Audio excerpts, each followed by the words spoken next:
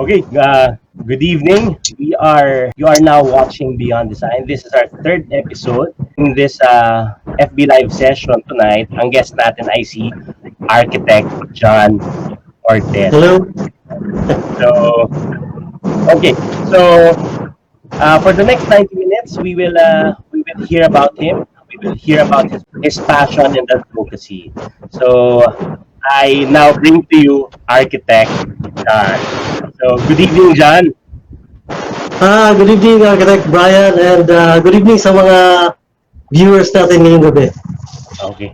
Yeah. I'm really excited to do this, no, John. I know you are busy with your practice and with your advocacy, and we thank you very much for taking the time to guest in our show. So, siguro, John, before we start formally this interview, how was your day? Actually, before nito, right before ng ano natin, galing kami sa baba kasi nag-swim yung mga kids. So, relax lang and ayun, I'm also excited and at the same time, nakakakabo pala to, Architect. So let's proceed with this interview, no. So before we go into the details of what you do, no, as an architect, no, can you tell us a little more than about yourself? Something na hindi mo pa na-mention previously, no. So it's not limited to being an architect, no. So what are your hobbies ka ba? I'm sure our audience would like to know more about it. Ayan, to start with, I'm a solo practitioner. For the info of everyone, I'm a solo practitioner and I've been a freelance since 2009. And it was by accident actually. And niniwala ako na things happen for a reason. Pero when you shifted to freelancing, no, how much of your corporate, some would think na by going solo, medyo we do away with whatever we have been trained for, no, sa corporate world, no, like parang there's a misconception na we can just wake up anytime, no, work anytime. But did you maintain the discipline or the discipline of being in the corporate world when you became a solo practitioner? In terms of yung starting your day early, no, did you maintain that? Yes, it's true, partly true na you have your own time. But actually, mas sabi ko nga double time ka pa. Double time architect kasi during holidays, weekends, late nights, hanggang madaling araw. Yun yung mga walang oras actually na nagtatrabaho ka. Kasi kailangan mo, unlike dun sa you're in a corporate world, most of the time, hanggang dun lang kung uwian na. Kasi yun yung mga company na napasukan ko eh. Tapos, yung responsibility, yun lang, yung trabaho na binigay sa'yo na task, hanggang dun lang yung responsibility mo. Pero sa solo practitioner, mabigat yung responsibility mo sa'yo lahat. Diba? So, mas actually, mas mahirap kung tutusin. Na kailangan mo talaga ng discipline tsaka time management. So you've experienced both, no, as a corporate practitioner, no, and as a solo practitioner. What types of projects have you worked on, no? May difference ba between the types of projects that you you were in, you have worked with nung nasa corporate ka, and may difference ba siya as to the type of projects that you you work on now, no, as a solo practitioner? And then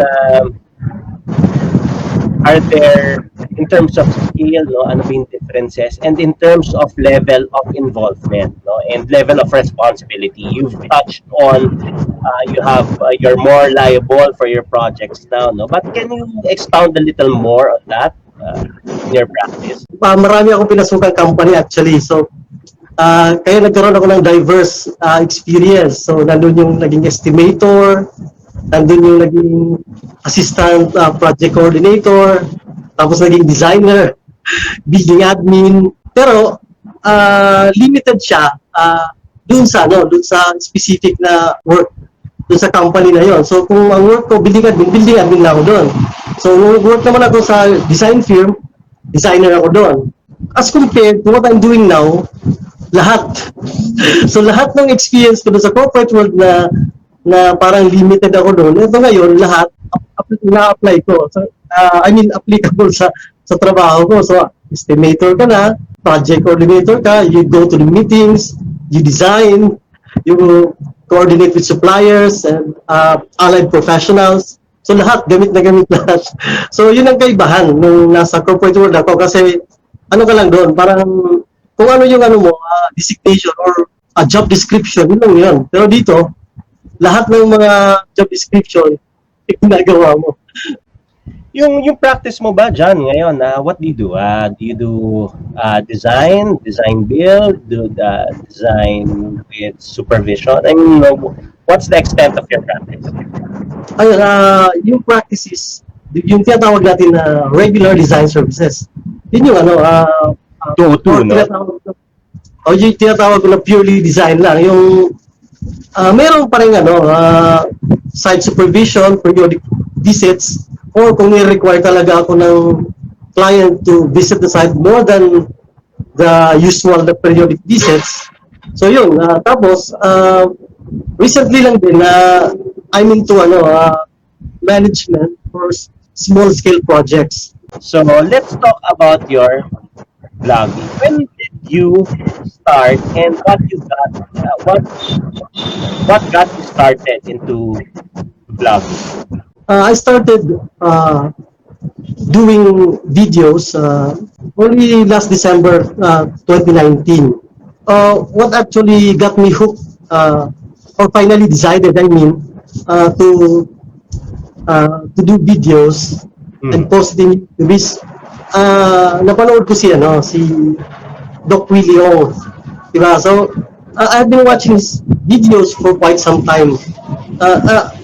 He's also a professional like us, diba? Kasi he's a doctor. And, ino-obserbahan ko siya kung parang I was trying to understand why he did this vlogging thing, videos. So parang doon ko nakita na he's advocating something. Okay. So doon ko na-get yung nakuha ko yung idea na okay, if Doc Willie could do that, maybe I could also do that as a professional architect. It's in the same capacity na ginagawa niya. Okay, so what is the main purpose of you being a content creator? Four things. Yung una kong reason why I do into doing content videos is first to educate the general public, to inform them about the value of the architect. Pero ang gusto kong bigyan ng emphasis is hindi yung bigyan ng value ng tayo personally. Kasi ito yung here's the thing. Minsan pag nag-ano tayo, di ba, when we offer ourselves, our services, ang gusto nating makitang value is tayo. Kung sino tayo, yung 5 years, naalala ko, may mga nababasa ko sa Facebook na sinasabi na ito yung value ng architect. We spent 5 years in college, 2 years in apprenticeship, we took the board exams, tapos mahal yung mga gamit namin. So, doon ko nakita na parang, sabi ko parang, well, I'm not saying that it's wrong, okay? Kasi those are facts. Pero parang ang tinitingnan ko, yung gustong i-portray ng iba is yung value ng natin. I-reflex natin yung sarili natin. Pero ang gusto kong bigyan ng underline dito sa ginagawa ko is bigyan ng value ang ginagawa nating architects for the people. Okay? The value na kung kukunin natin nila yung service natin, it's for them. Safety, beauty, functionality, tsaka economy.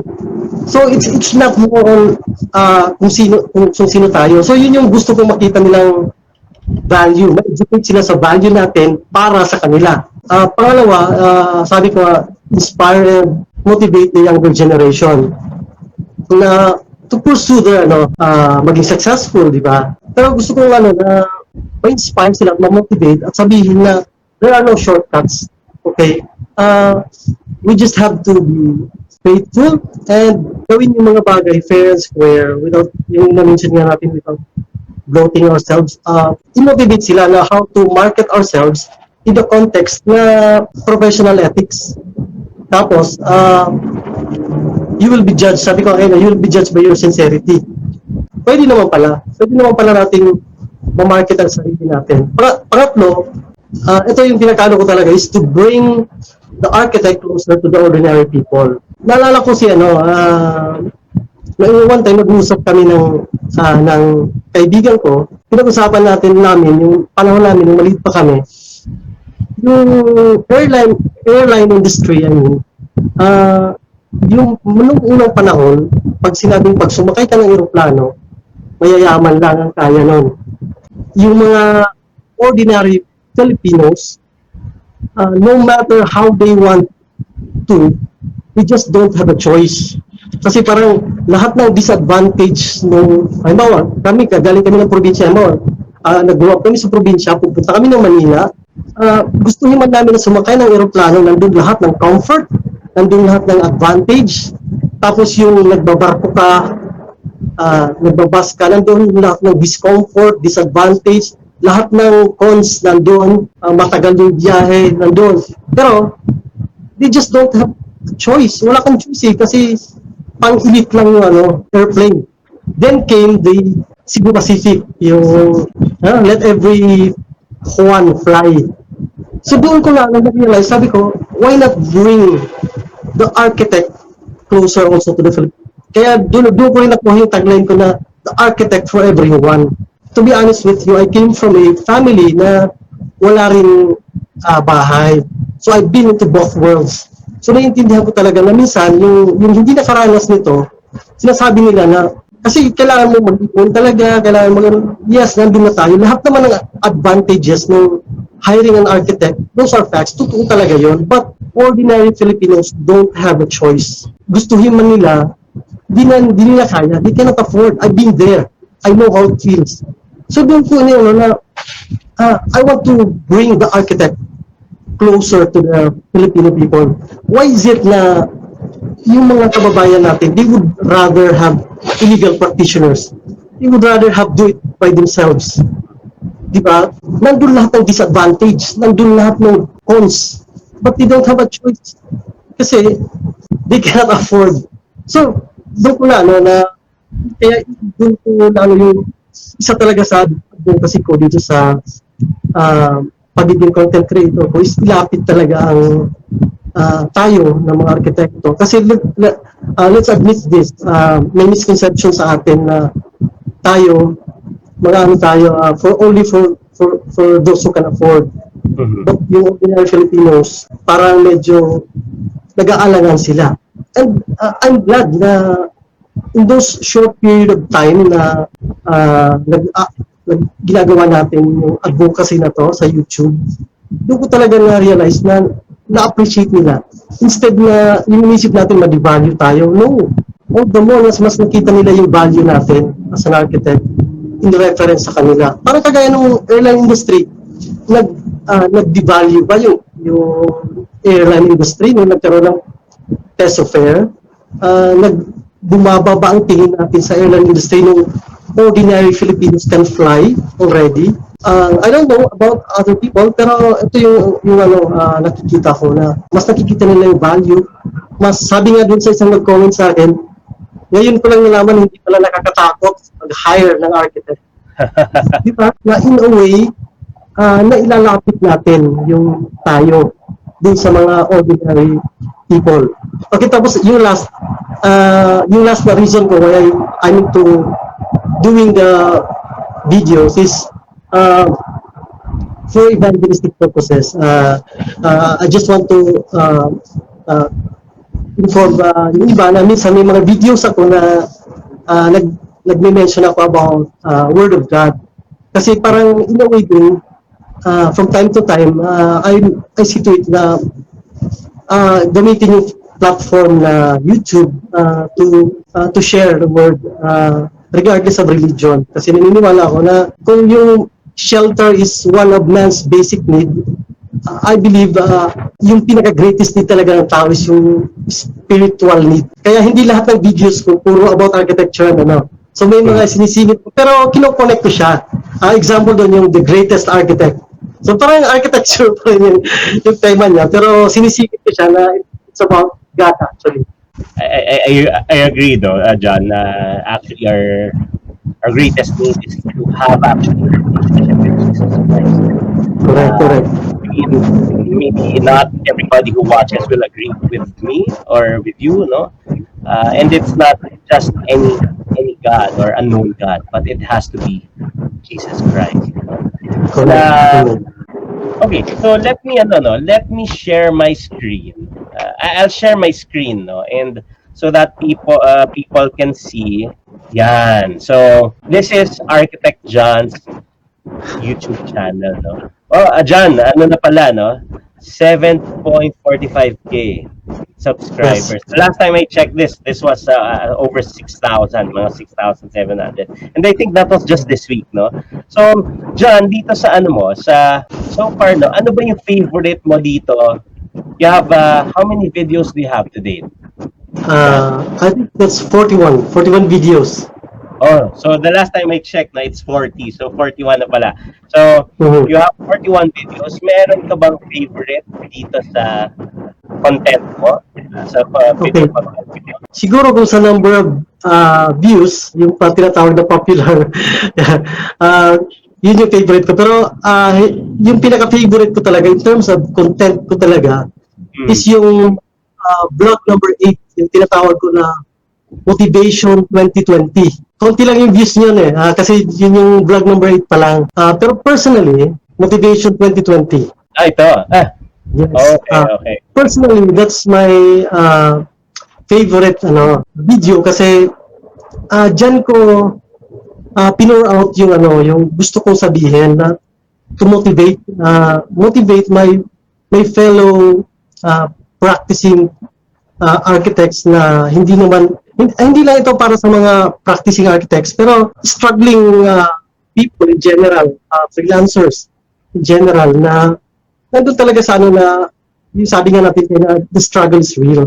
Meron akong mga personal quotations dyan. Sabi ko doon na it's not about what you have or what you don't have, but it's about what you are going to do in spite and despite of. Kasi ganito kasi, karamihan sa atin, we always look for something to blame doon sa woes natin na wala tayong ganito, ang daming problema sa issue sa profession natin. Marami tayong pwedeng pagbalingan ng tawag yung sisi kung bakit hindi natin na yung na-achieve yung goals natin. Pwede, pero ang sinasabi ko dito, it's not about what you have or what you don't have. It's about what you are going to do in spite and despite of. Kasi andyan na yan Sana lang ganito, sana lang walang illegal practitioners. Pero andyan na yan, given na yan. And those are facts. But the question is, what are we going to do in spite and despite of? Hindi tayo pwedeng mamuhay doon sa mga sana lang. Kailangan pa rin natin mag-stand out at gawin yung kailangan natin gawin. In spite and despite of. Yung isang ko din dyan, yung isang personal quote ko din na sinabi dyan is, it's about embracing who I am as an architect. Sabi ko, this is not something that I just do for a living. This is who I am. Minsan tayo, parang inisip natin na magkapera. I mean, let's face it, yun naman talaga, yun naman talaga yung kung bakit tayo nag-aral, kung bakit tayo naging arkitekto, di ba? Para magkaroon ng magandang buhay, magandang trabaho, to earn a living. But sinabi ko, this is not just about something that I do for a living. This is who I am. It means this is embracing yung role na architect. Ito ako arkitekto ako at gagawin ko yung mga bagay, the things that I have to do dahil ito ako. if you have time, konti lang yung views niyan eh. If you have time, you can watch that. So it's Motivation 2020. Ginawa ko yan noong January para din makarelate yung mga, especially yung mga nagsisimula talaga. Kasi pinagdaanan ko talaga yung hirap nung ano. I'm not saying na successful na ako ngayon ha, na nandun na ako. Pero ano na tayo, kumbaga kahit pa paano nakaraos ng konti. So, John, no, I'd like to point that out na sabi mo, favorite mo yon not because of the number of views, no, but because of the content you have put into it, no. One thing that I noticed, no, and this has drawn me to your content is that you are not out there for engagement, no? I mean, we like to have engagement, yung maraming likes, maraming comments. So I mean, that's ano, but you will not create content, no, just for the sake of engagement, no? Tama ba? That's correct. Kasi That's yung correct. people mo, for 20 views and I think you have a video 60 that plus. has 69, no? 69,000 views, no? Yes. So, yeah, and that could have easily been your favorite that you elaborated on. Pero you chose to point out na, yeah, gusto mo yon because of the views, but mas meaningful sa iyo yung personal, yung content na yon, no? So, or yung video na yon. So far, no, I know some from time to time you post the comments that you get, no, from your YouTube channel in your Facebook page, no, or profile. So far, what has been the most meaningful comment that you got from your YouTube channel? Siguro yung pinaka-meaningful na na-receive ko comment doon is yung sinabing pogi daw tayo. Hindi. Joke lang. baka, baka pahintuin na tayo. Hindi. Joke lang yan. Joke lang yan. Yung pinaka-meaningful is yung ano, yung may nagsabi doon na yung we were able to explain things in simple and layman's term, simple and hindi masyadong technical or legalistic na manner. When you're talking about public information campaign for people, kailangan natin doon sa lingwahe na maiintindihan ng masa. Na kaya karamihan doon sa mga nagko-comment, hindi lang isang comment pa eh. Karamihan, yun nga sinasabi nila na mas naiintindihan nila because it's very simple and understandable. So yun siguro yung alam ko na somehow we were able to communicate, communicate properly na understandable sa kanila. So lastly, John, I think we're down to our last two questions, no? Would you consider your content creation, no, yung professional practice mo as an architectural designer and yung content creation mo, would you consider them successful? Halos parehas lang yung sagot ko dito. Many people have a lot of ideas or concepts of success. Okay? Iba-iba tayo ng concept eh. Sometimes yung definition natin ng concept is depende sa people of influence natin o yung people of inspiration natin. Gusto ko lang bigyan ng underline na may varying degree of success. Okay? Ganon din ito sa YouTube eh. Kasi kung sinasabi mo yung successful YouTube content creator is pagbabasehan by any standard, hindi pa tayo successful. Kasi kung babasehan mo, like for example, kung TV, yung mga Tulfo, they have millions of subscribers and millions of views. Kung yun yung standard natin, yung concept natin ng success, by that standard, hindi pa tayo successful. Pero kagaya ng sabi ko, it's how you define success.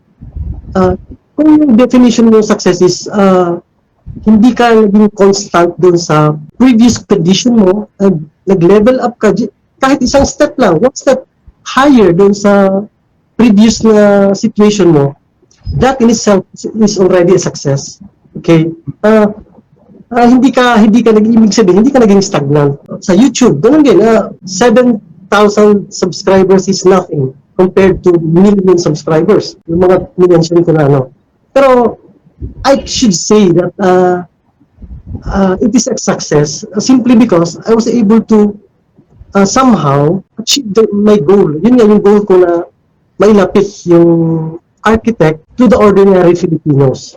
So, John, no, siguro, no, before we part, before we end this show, I'd like to ask you for any advice that you might have for those who are following you, no, in social media, whether they be professionals already or aspirants to the profession, no. Do you have any advice to them, no, in terms of the practice and what you do outside the practice, or your mainstream practice, no, like yung content creation mo? Yung mga advice ko lang sa mga baguhang practitioner natin o taka yung mga aspiring architects is that just follow your dream. Okay? Nandun na tayo na talagang may issues, minsan nadidishearten tayo. Do not be disheartened, okay? Kasi hindi lang naman ito sa architecture eh. Sa lahat ng profession may issues. Lahat ng endeavors may kakaharapin ka talagang challenges, okay? Pero do not be disheartened. Yung ano dun is focus. Okay? You focus on your goal. Kasi naniniwala ako na you will be rewarded at the end of the day for the hard work that you're going to put in. Okay, you will be rewarded eventually. And of course, I would like to take this opportunity. Kaya sabi ko nga, social media has been a platform talaga. You trust God. Okay? Without God, we cannot do anything. Okay? Kasi no matter how good we are, no matter saan talaga aral, without God, we can do nothing. Hindi, gusto ko, this is regardless of our religion this is something na talagang ini-embrace ko rin kasi yung spirituality kasi hindi natin to pwedeng ihiwalay. Let us include God in all our endeavors. Pray. Nandun pa rin yung prayer talaga. Okay, John, I like the that you point out that we trust God, no? And I think it's good to say na we trust the sovereign God, no?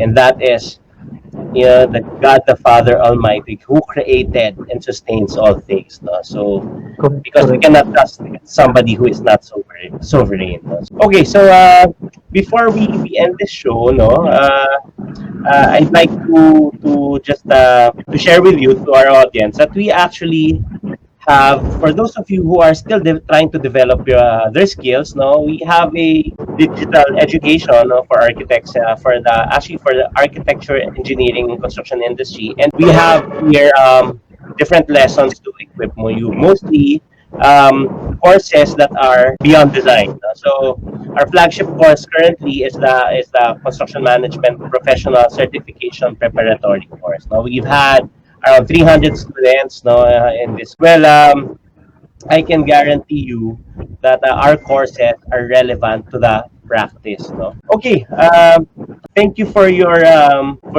advice, John, no. And before I let you go, no.